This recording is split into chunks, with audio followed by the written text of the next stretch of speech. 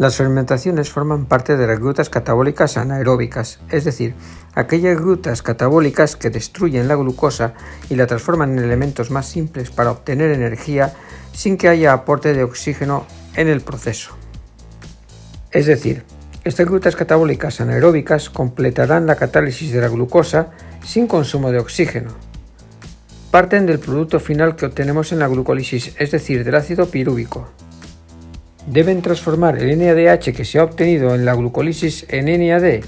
De esta forma devolverán el NAD a la glucólisis y de esta forma la reacción no se parará por defecto o por falta de NAD. Se trata de reacciones rápidas que tienen lugar en el citoplasma. No requieren de orgánulos específicos, por lo tanto. Su principal inconveniente es el rendimiento, ya que este será muy inferior al que se obtendrá en las grutas aeróbicas. La glucosa, durante el proceso de glucólisis, se transformará en dos moléculas de ácido pirúvico. Existen dos grandes grutas anaeróbicas fundamentales. La primera de ellas es la fermentación alcohólica. En la fermentación alcohólica, el ácido pirúvico se transformará en alcohol etílico. La otra gran gruta anaeróbica es la fermentación láctica, en la cual se transformará el ácido pirúvico en ácido láctico. Comenzaremos estudiando la fermentación alcohólica. Inicialmente, la glucosa, durante el proceso de glucólisis, se transforma en dos moléculas de ácido pirúvico. Recordemos que en este proceso producimos dos moléculas de ATP a partir de dos moléculas de ADP y dos moléculas de NADH a partir de dos moléculas de NAD. Además, en el proceso se desprenden dos moléculas de agua. En la fermentación alcohólica, el ácido pirúvico sufre un proceso de descarboxilación, es decir, de pérdida de dióxido de carbono catalizado por la enzima piruvato descarboxilasa. De esta forma, las dos moléculas de ácido pirúvico se transformarán en dos moléculas de acetaldehído. Sobre estas moléculas de acetaldehído actuará la enzima acetaldehído deshidrogenasa, que transformará las dos moléculas de acetaldehído en etanol. En este proceso, dos moléculas de NADH se transformarán en dos moléculas de NAD, es decir, consumiremos los dos NADH que habían sido producidos durante la glucólisis.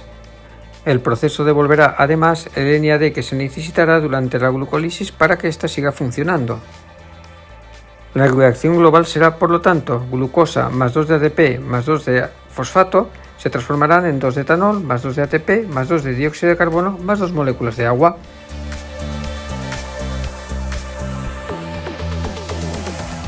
La fermentación láctica es un proceso incluso más sencillo.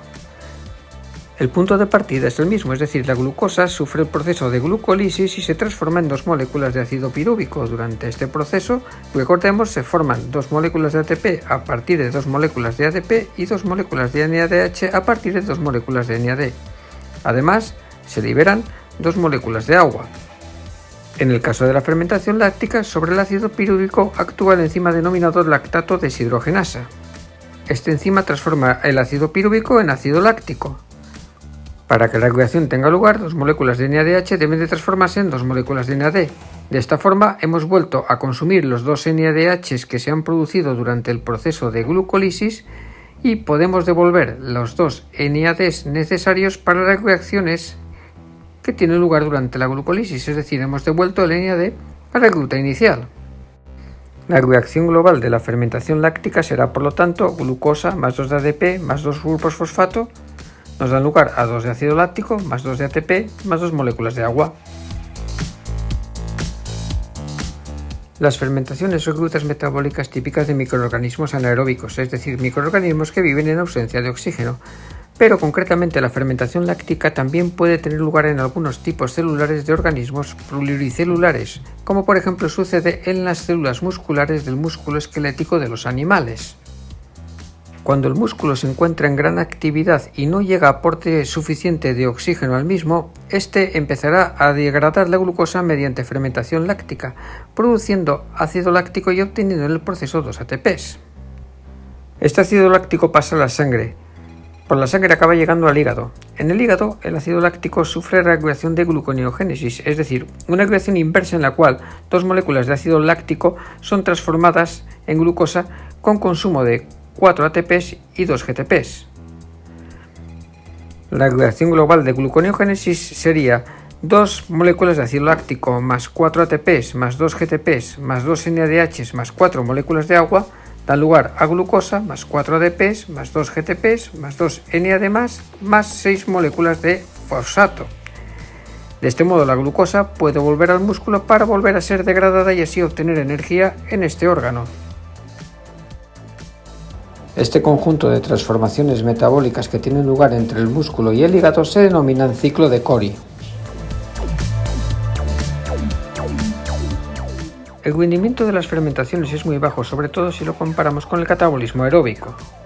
De esta forma hemos visto que durante la fermentación alcohólica una molécula de glucosa más 2 moléculas de ADP más 2 grupos fosfato nos dan lugar a 2 de etanol más 2 de ATP más 2 de dióxido de carbono más 2 de agua.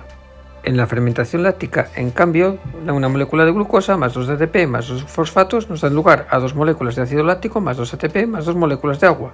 En cualquiera de las dos fermentaciones obtenemos la misma cantidad de energía, es decir, 2 ATPs. Dado que cada ATP es capaz de liberar 7,3 kilocalorías por mol, se obtiene un total de energía de 14,6 kilocalorías por mol.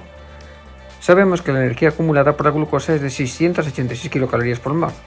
Esto quiere decir que de 686 kilocalorías posibles solo obtenemos 14,6, es decir, el rendimiento será de un 2,13%, un rendimiento especialmente bajo.